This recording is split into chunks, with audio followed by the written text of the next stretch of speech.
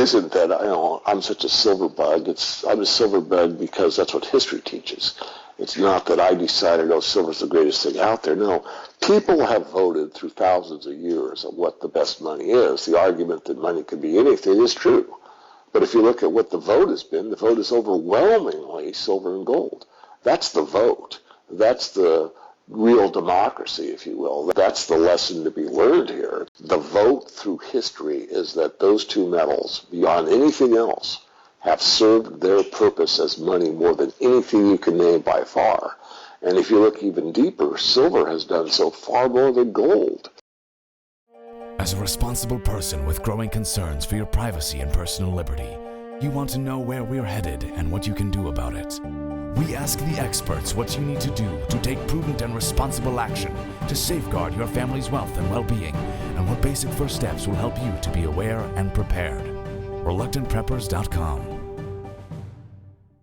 About the fact that things are not right, that there's, food problems, energy problems, unfairness in the system, again, throughout the political system, different political systems that are failing. So it's not just capitalism. And the word on capitalism is, capitalism is a pretty awesome idea. We ought to try it sometime.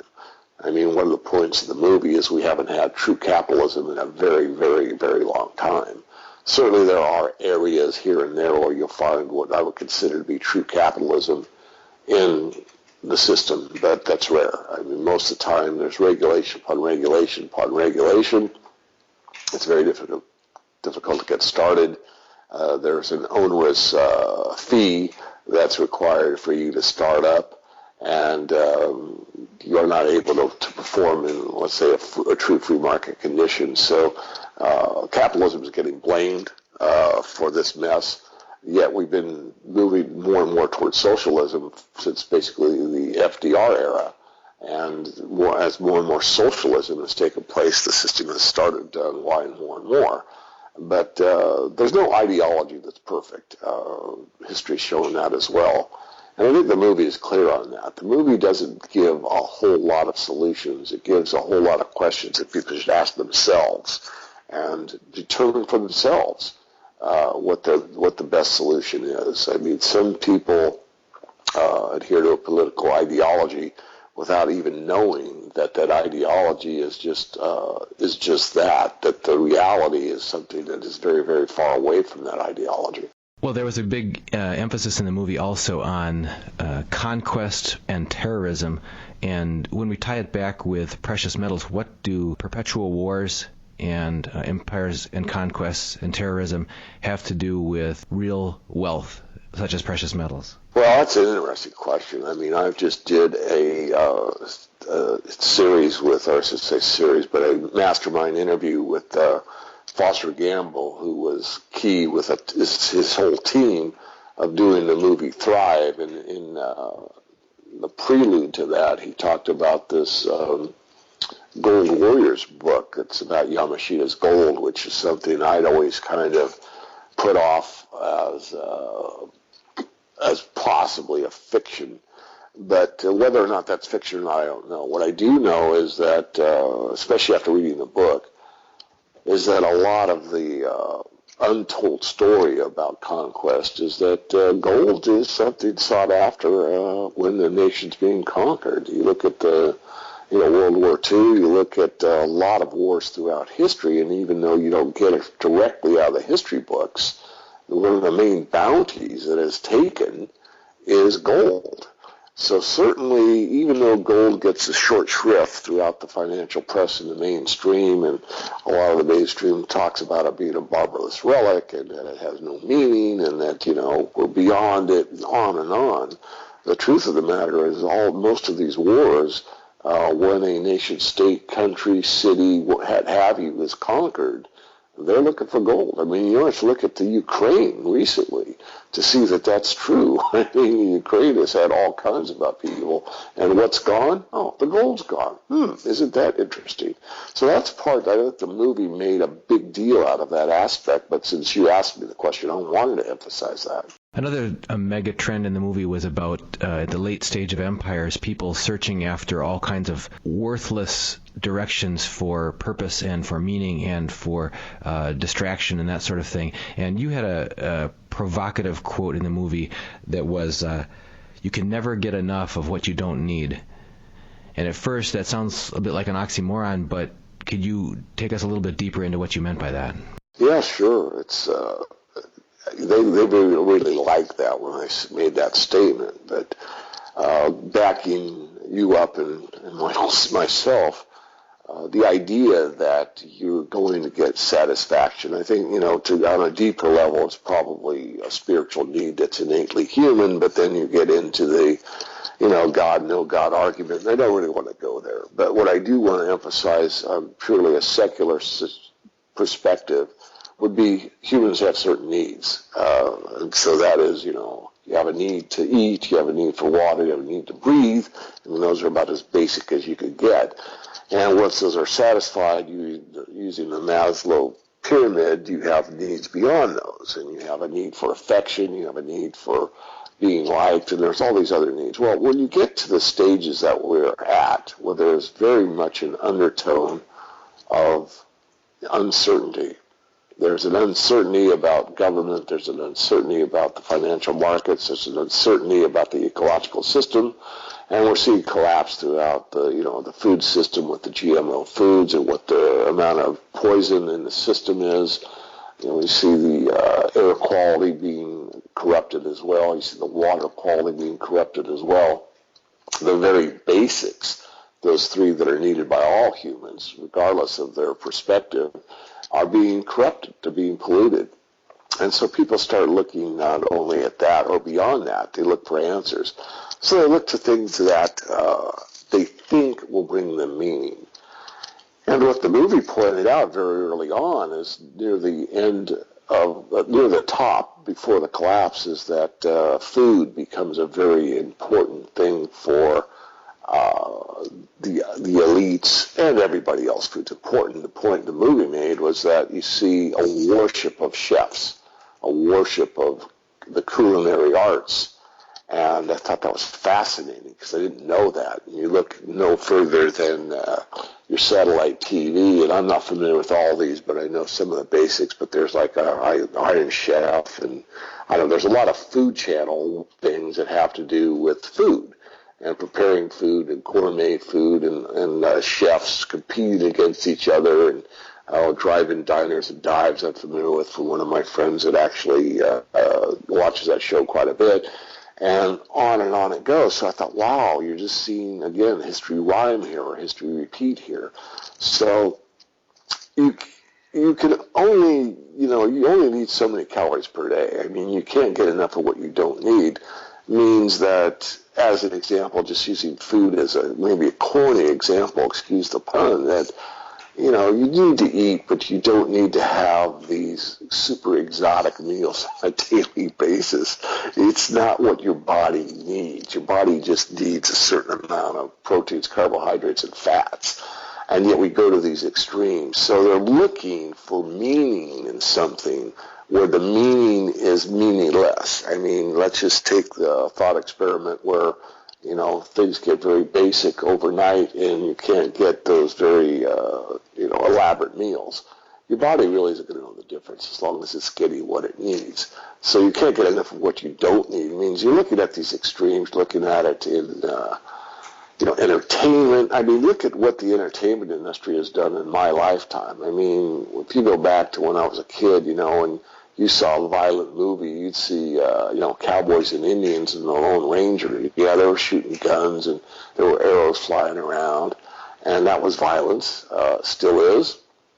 But that's nothing compared to some of these movies now where these heroes or anti-heroes, have these massive weapons and go in and just, annihilate, hundreds of people or thousands. It's just, it's insane.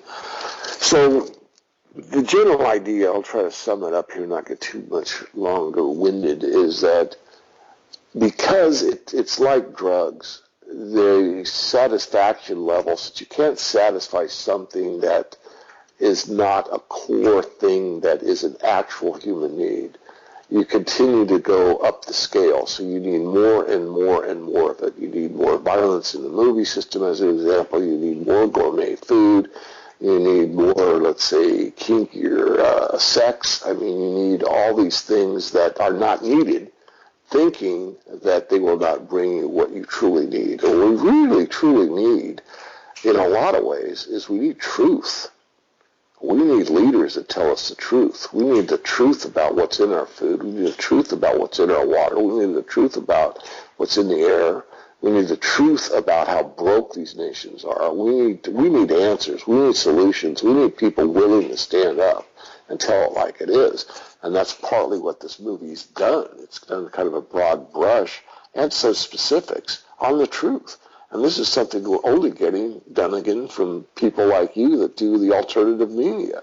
If you go to the mainstream media, all you're going to get is an entertainment thing, and they're going to take these real-world problems and turn them into some kind of a comic book series. It's not even pointing to real situations in a realistic way, with no one coming forward from the political side, in my view, that shows any kind of a solution. So probably a long-winded answer. It is certainly a passion of mine, and it's certainly upsetting to me that so many people are living in the matrix and not seeing through it.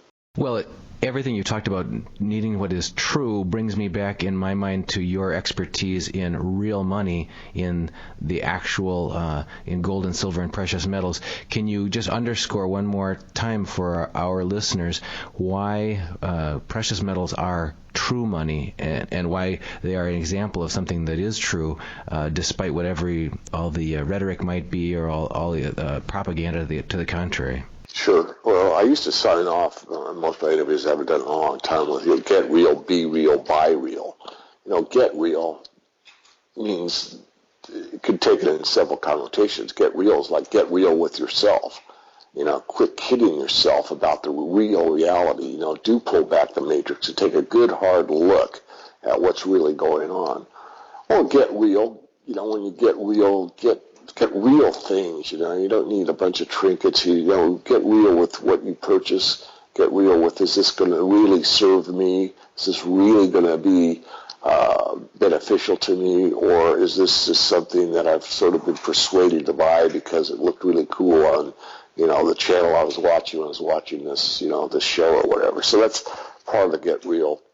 Be real is about being real with yourself. I mean, being true to yourself, being true to what's, the reality, again, that we exist in without being, say, brainwashed by the mainstream media with their psychological operations that have been going on for years with the propaganda press. And then the buy real, of course, comes down to metals and other things that are real or needed. So it isn't that, I'm such a silver bug. I'm a silver bug because that's what history teaches. It's not that I decided, silver's the greatest thing out there. No, people have voted through thousands of years of what the best money is. The argument that money could be anything is true. But if you look at what the vote has been, the vote is overwhelmingly silver and gold. That's the vote. That's the real democracy, if you will. That's the lesson to be learned here. It's not that, I think it's cool because it has all these properties or, it's been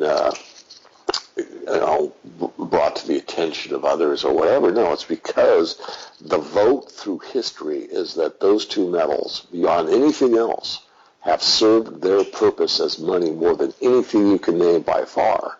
And if you look even deeper, silver has done so far more than gold, even though the purists or the gold-centric people, I forget silver and gold's the only answer, which I disagree with, but there are some people out there that believe that. I haven't really looked at the history that strongly because history suggests, or doesn't even suggest, it shows definitively that silver has served as money more places, more times, and has far more transactions for doing business than gold ever has. So that's the reason why. It's that the vote of the people long dead for centuries, have voted and showed us that that's what they've chosen. And it has nothing more impactful than that. It's certainly not, some guy living in, the Northwest, saying that it's certainly what history has spoken loudly and clearly to all of us. In that historically corroborated truth about the reality and the solidness of precious metals, if someone is still sitting on the fence, they've thought about it for a long time, they haven't started purchasing any silver, that sort of thing, they're concerned about, well, what's the downside risk to them? Certainly they're thinking, I would imagine, that there could be further downward price movement in the short term, but could you kind of set the story straight for people? What is realistically, if you look at a fundamental or long-term downside risk to purchasing physical silver at this time? Yeah, at this time, I mean, it applies across the board to any commodity. If you can buy a commodity for under the cost of production and have some patience, you're going to make money. You're going to have something of higher value later on than it is currently. So you're buying at a discount. And that's the case for silver right now. The average silver miner that's in production that has all-in costs, including their tax situation, is about $22 an ounce. And you're buying well under that right now. So certainly that'd be a reason. For more information, go to silver123.net. That's silver123.net. There's a program there for silver savers. It's very easy to sign up. Takes about 5 minutes. You can allocate a certain amount, like $50 a month, and purchase what you want. It could be bullion, it could be silver eagles, it could be junk silver. You take your pick, and then it's mailed to you, or you could have it stored, which I don't recommend, by the way, but you could. And it's a program for pretty much focused on the little guy. Certainly, if you're a big investor, you could check it out as well. The premiums drop. The more, larger purchase you make, the lower the premium you pay, which is true of any dealer that you work with. But it's something to look at. But I think a little bit, I did a video called, I think it's the greatest myth in the silver market, or something along those effects. You can find it on my Silver Guru YouTube channel. I think it's the greatest myth in the silver market. But it's this idea that most of your bullion coin dealers say everybody should own a little. And I made that into a big fallacy, because not everyone can own a little. It's called precious for a reason. It's very precious, much more than most people believe. And because it's that precious, the idea that everyone can own a little is absurd. No, very few people can own a little, and even fewer can own a lot. And once people wake up, enough people wake up, let's say the 1% that own metals now doubles to 2%. If that were to occur, and I believe it will, and I think it's imminent, or if it's not imminent, it's at least over the next few years, we'll take these prices far, far higher than they are today. What is, based on your knowledge of above-ground silver availability for investment, what is approximately, if everybody owned a little, how much would each person get in the world? On a per capita basis, there's roughly 2 billion ounces. There's about 1 billion ounces in physical commercial bars, which is what sets the price.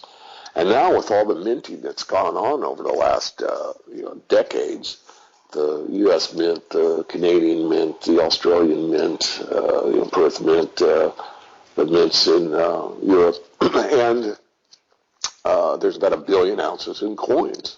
So there's 2 billion ounces. So if you divide that by 7, you have 2/7 of an ounce per person is what you have. And what's interesting is if you look at the U.S. population, of course we're only talking 5% of the world's population, they use about 0.2 of an ounce per person per year. That's just used in industry. That's not, I'm a silver bug, that's in your iPhone, your iPad, your laptop computer, the electricity situation, using switching and all that with silver contacts, and on it goes. So the more technologically advanced a society is, the more silver is used per person without even thinking about it. So 2/7 of an ounce per person would be what it would come out to. So every person in the world, if everybody owned a little silver, each person would get 2/7 of an ounce currently from what's above ground. That's right. If you take that same equation to gold, there's about 5 billion ounces of gold in 7 billion people. So then we'll get 5/7 of an ounce of gold per person on the planet.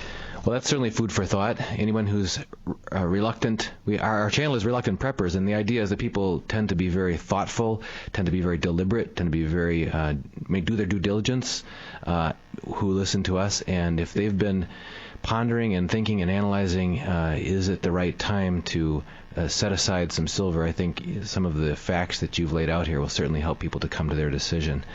Any further ideas before we let you go, David? Yeah, just a couple. I'd just like people to sign up for the free e-letter at the website, silver-investor.com.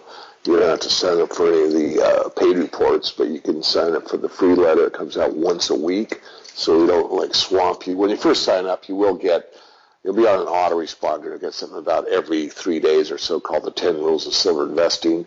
That's another great free gift for everybody. It tells you how to keep from getting burned in this market, because there are some unscrupulous situations with precious metals that not everyone's familiar with. So, but once that's accomplished, you get a letter once a week. The YouTube channel is Silver Guru, and the Twitter feed is @SilverGuru22. And that's it. Well, David Morgan, Silver Guru and industry expert, thank you so much for spending your time with us here on Reluctant Preppers. Dunnigan, it's been a pleasure. Thank you.